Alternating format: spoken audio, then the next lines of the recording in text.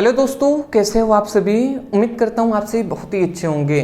तो ये वीडियो आप सभी के लिए बहुत ही ज़्यादा इंपॉर्टेंट है क्योंकि आज के इस वीडियो में हम पढ़ने वाले हैं क्लास 12 फिजिक्स और फिजिक्स का दूसरे चैप्टर का दूसरा इंपॉर्टेंट टॉपिक हम या इंपॉर्टेंट डेरिवेशन हम देख कह सकते हैं कि देखने वाले हैं। यहाँ पे जो क्या है, वैद्युत द्विध्रुव के निरक्षीय स्थिति पर वैद्युत विभव, ये बार बार आपसे पूछा गया है। एक होता है अक्षीय स्थिति पर वैद्युत विभव और एक होता है निरक्षीय स्थिति पर वैद्युत विभव, जिसका मान v = 0 आता है, वो आगे आपको पता चलेगा। तो चलिए दोस्त, वीडियो को हम स्टार्ट करते हैं और ये जो 5 नंबर वाला एक इंपॉर्टेंट डेरिवेशन है इसको हम जान लेते हैं। चलिए कि वैद्युत द्विध्रुव के निरक्षीय स्थिति के किसी बिंदु पर वैद्युत विभव। अब निरक्षीय स्थिति पर हम विद्युत विभव की गणना करेंगे तो इसके लिए क्या होगा जी, यहाँ पे हमने लिखा हुआ है, ध्यान से समझेंगे। यहाँ पे जो पॉइंट्स लिखा है इस पर अभी ध्यान नहीं देना है, यहाँ पे मैं जो समझाऊं इस पर ध्यान देना है, ठीक है। तो यहाँ पे मैं क्या आपको समझाऊंगा। सबसे पहली बात, माना ये दो बिंदु आपको मैं बता दे रहा हूं, ठीक है। माना यहाँ पे देखिए दो बिंदु यहाँ पे दिखाई दे रहे, एक ये बिंदु है एक ये बिंदु है, ठीक है ना। ये जो हमारा ये हमारा ए बिंदु है, ये हमारी बी बिंदु है। ए बिंदु पर याद रखेंगे, जो ए बिंदु है इस पर हमने प्लस क्यू आवेश दे दिया, बी बिंदु पर माइनस क्यू आवेश दे दिया, ठीक है। अब इन दोनों बिंदुओं के बीच के इन दोनों बिंदुओं, ये दोनों बिंदु हमें दिखाई दे रहे हैं, इन दोनों बिंदुओं के बीच की जो दूरी है वो 2l है और इन दोनों बिंदुओं के बीच एक उदासीन बिंदु है O। और उदासीन बिंदु O से याद रखेंगे, उदासीन बिंदु O से यहाँ पर उदासीन बिंदु O से R दूरी पर यहाँ पे एक बिंदु क्या होता है, एक बिंदु यहाँ पे P होता है, जहाँ पर हमें विद्युत क्षेत्र की मतलब विद्युत विभव की गणना करना है।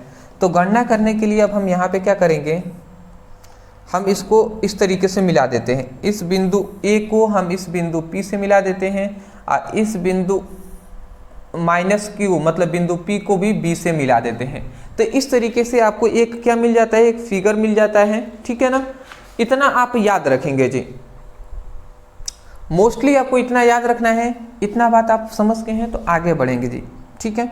यहाँ पे एक और बात आप याद रखेंगे, यहाँ पे जो कोण बनता है, यहाँ पे जो कोण बनता है वो थीटा बनता है।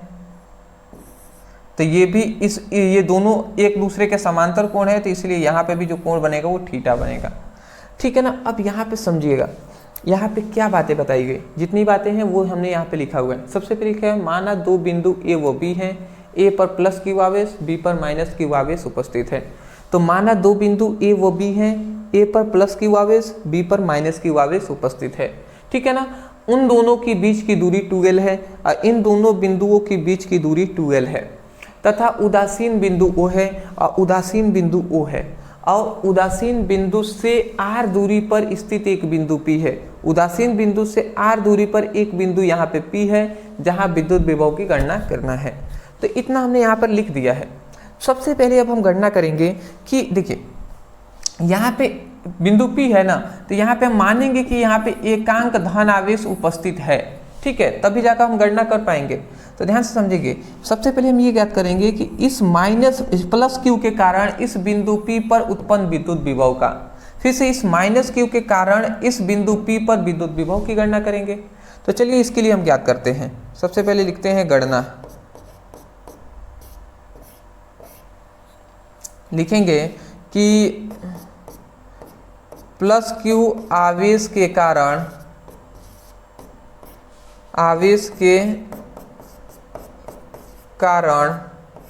प्लस क्यू आवेश के कारण बिंदु P पर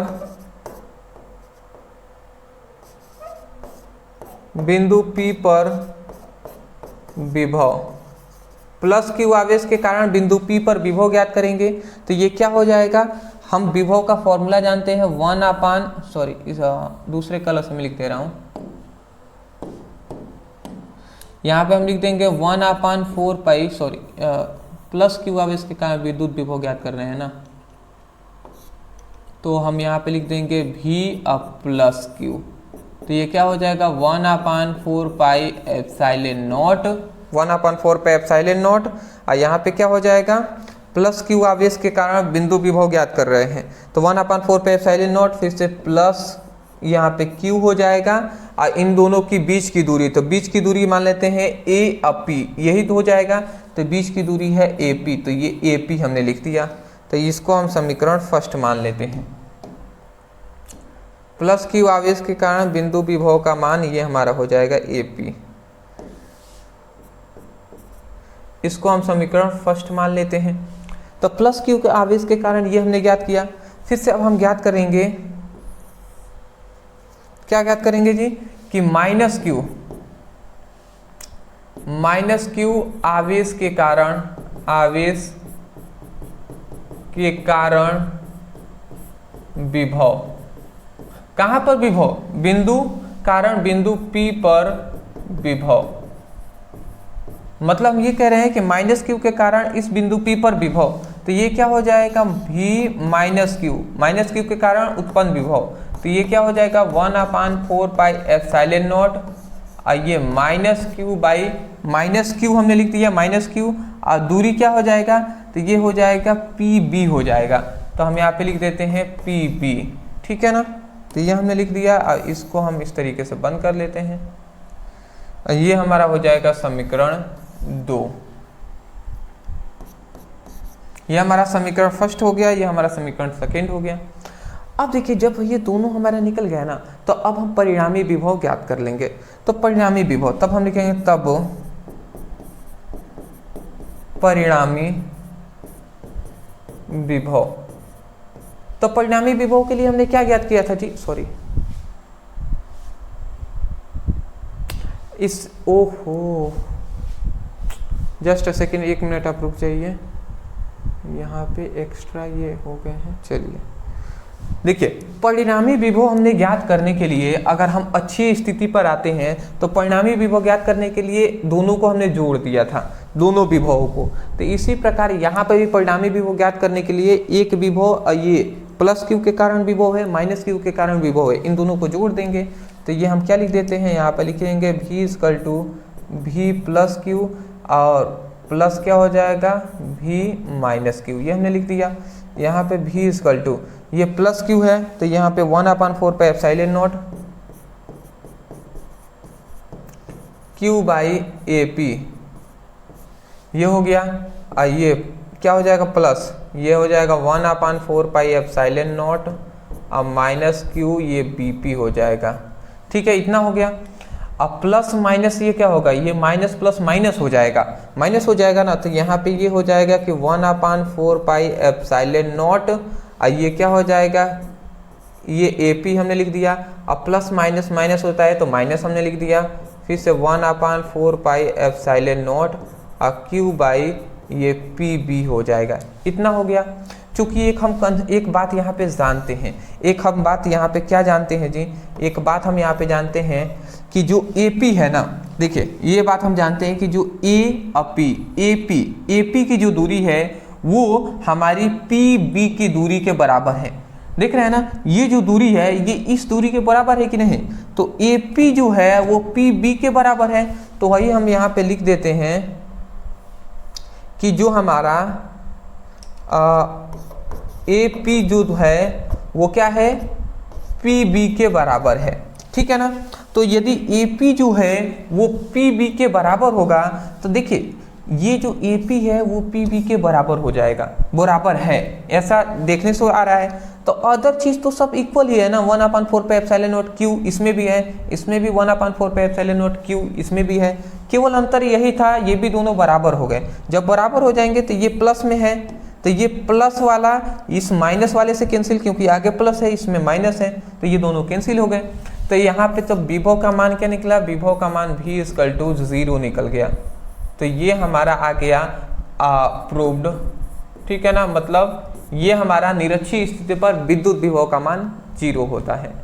मतलब निरक्षीय स्थिति पर विद्युत विभव का मान सबसे कम होता है और अच्छी स्थिति पर विद्युत विभव का मान सबसे अधिक होता है। तो आप इसका स्क्रीनशॉट ले सकते हैं। आगे बढ़ेंगे दोस्त। बीच में वीडियो को रोकने के लिए मैं माफ़ी चाहूँगा। फिलहाल मैं आपको बता दूं कि जो भी स्टूडेंट अपनी बोर्ड एग्जाम क्लास 12 की तैयारी कर रहे हैं उनके लिए ये आवश्यक बात है। सबसे पहले मैं बता दूं कि आपकी जो फिजिक्स है या केमिस्ट्री है उसका जो कंप्लीट नोट्स है वो हमने कंप्लीटली बना दिया है। यदि आप भी फिजिक्स और केमिस्ट्री का दोनों का कंप्लीट नोट्स आपको चाहिए तो आपको ये दिखाई दे रहा होगा। ओनली आपको देखिए आपकी फिजिक्स है वो फिजिक्स के 15 आपके 14 चैप्टर हैं और केमिस्ट्री के लगभग आपके 10 चैप्टर, लगभग 24 चैप्टर हैं। इन 24 चैप्टरों का चैप्टर वाइज आपको फुल नोट्स आपको दिया जा रहा है, फुल पीडीएफ नोट्स आपको दिया जाएगा। तो ये नोट्स आपको आराम से ओनली मैं कह रहा हूं ओनली 199 में आपको दिया जा रहा है। तो जो भी स्टूडेंट अपने बोर्ड एग्जाम के प्रति सीरियस हैं वो इस नोट्स को जरूर लेंगे। नोट्स लेने के लिए नीचे व्हाट्सएप नंबर दिखाई दे रहा है, इस नंबर पर मैसेज कर लीजिए। वहां कहिएगा क्लास 12 फिजिक्स केमिस्ट्री का फुल नोट्स चाहिए। जैसे ही आप कहते हैं आपको फुल नोट्स है वो आपको सेंड कर दिए जाएंगे, वहां पे स्कैनर दिया जाएगा, पेमेंट करने के बाद बता दीजिएगा। ओनली 199 में आपको फिजिक्स केमिस्ट्री दोनों 24 चैप्टरों का नोट्स दिया जाएगा। यदि मान लेते हैं आपको ओनली फिजिक्स चाहिए तो ओनली ये फिजिक्स का 99 में मिल जाएगा, और यदि केमिस्ट्री भी चाहिए तो ये भी आपको ओनली 99 में मिल जाएगा। तो एक भी आप कोई भी ले सकते हैं। तो चलिए दोस्त, नीचे नंबर है, आप मैसेज कर लीजिए। Thank you.